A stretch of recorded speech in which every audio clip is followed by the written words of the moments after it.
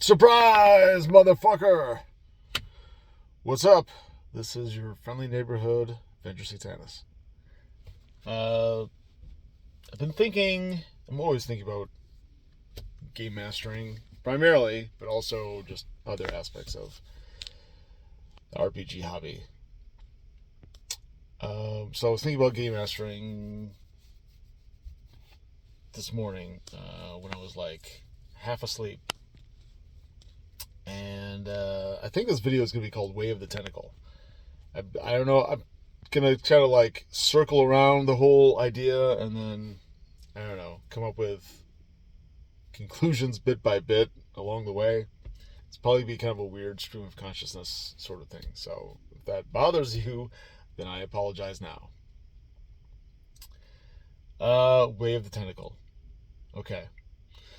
So I invited some guys over last night to watch a movie. We ended up watching Death Wish 3, which was fucking awesome.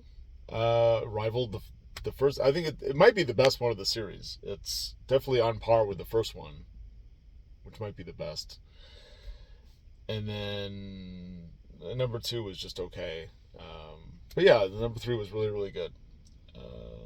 It's kind of like a chicken and the egg situation. Like, is the first Star Wars movie better than Empire Strikes Back?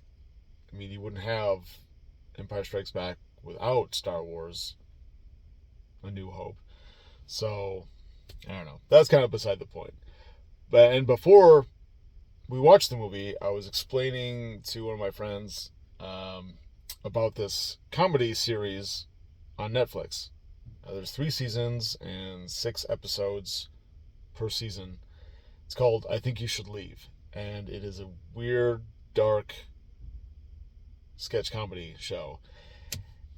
And I was trying to explain it, and it wasn't doing a very good job because it's just like hard to articulate, important word,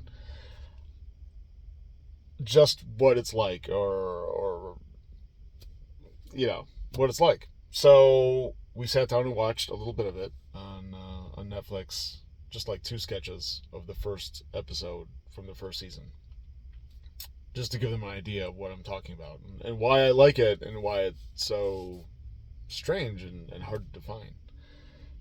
And I noticed then what I noticed and appreciated about it earlier when I've been watching it on my own the last, I don't know, however long I've been watching it, like a year.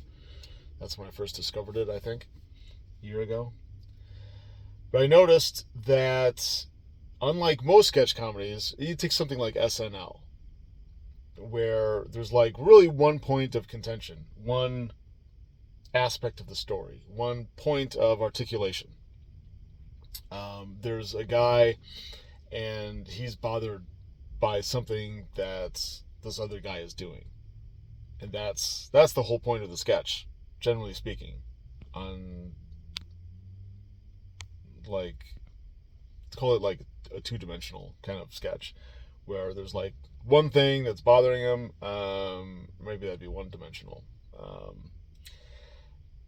And then it's over, and then they don't really know. Famously, SNL doesn't know how to end their sketches because, you get to the end point of that one point of articulation, and then that's it. I mean, what can you do except like find a way to just like get out of there because it has like one thing going on, kind of like in your role-playing game scenario. There's like this faction, and the PCs are trying to get over on this one faction, and so eventually there's a conflict. It probably leads to physical violence, and battle breaks out. There's combat, and then it's over, and then you loot the bodies and pick up the pieces or whatever. But with I Think You Should Leave, there are noticeable multiple points of articulation. And by articulation, I just mean like with an action figure. Like if the elbow moves like here and here, that is like down there, the elbow joint. That is one point of articulation. Um, if the wrist also moves, then that's like another point of articulation. So let's say this faction is, I don't know, robbers at the edge of the forest or something like that. And then as a game master, you add like another level or another point of articulation or another dimension. Let's say one of the robbers is named Gary, and he's got some personal problems, and he's trying to work through them, and he becomes then like a prominent NPC, and he talks about the stuff, and he's looking for a way out, and then that just opens up a whole lot of room for adventuring and story. That's a lot of stuff that the game master and the players can bounce off of and enrich the encounter or the entire scenario, adventure, campaign. And if you think about a tentacle, it doesn't have necessarily any points of articulation. When I think of a tentacle, it just kind of like flows and undulates and writhes around and has complete freedom of movement. And that is kind of what I try to do with my adventuring and campaign. That's kind of like the ideal. That's up here.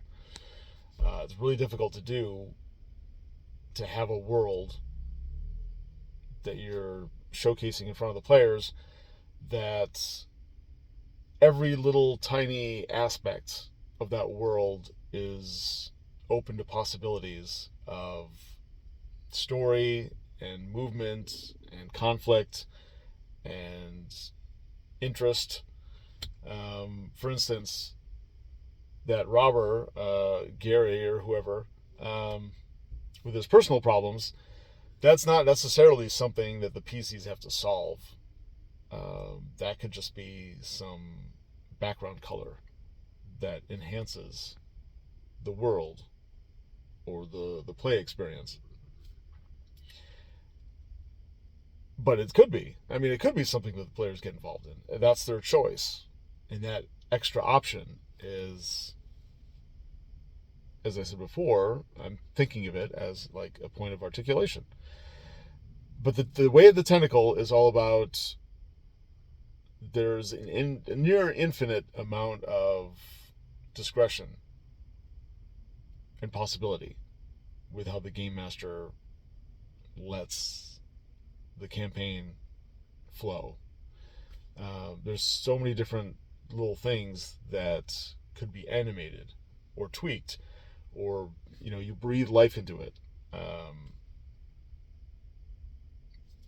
and that you can use any number of things. You could use straightforward like conflict or humor. What I do with Chult is, it's Eldritch, Gonzo, science fantasy, post-apocalypse. So I try to use some or multiple of those in every interaction, every possible way of bringing an aspect of the campaign to life. Whether that be an NPC or a location or a faction or a spell or monster or item, city and politicians and just, religion, just everything. Everything is opened up. Everything is on the table.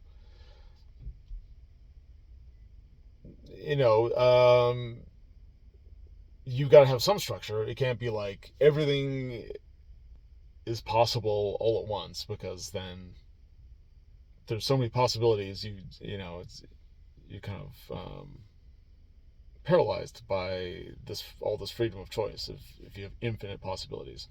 So you kind of like bring it down a notch and be like, okay, well, we know what the world is, and we kind of have an idea of what the vibe should be. But having said that, there's so many more possibilities than game masters allow for.